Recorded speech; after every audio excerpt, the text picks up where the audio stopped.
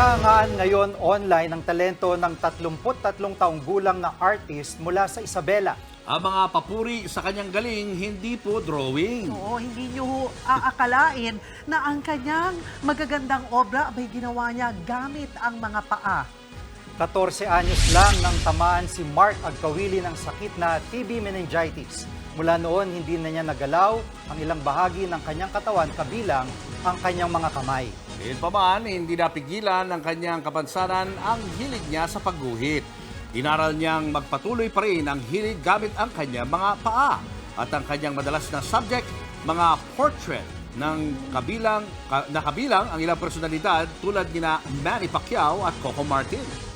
At mula noon, napapa-wow na lang talaga ang lahat ng mga nakakakita ng kanyang mga drawing at painting. Ngayon nga, nag-i-exhibit na ang ilan na niyang mga gawa kasunod ng pagkilala sa kanya bilang isa sa mga outstanding artist ng Isabela. Mga kapatid, Julius Babaw po. Huwag maging huli at maging una sa lahat ng balitaan. Para sa tuloy-tuloy na talakayan sa Frontline, mag-follow at mag-subscribe sa social media pages ng News 5.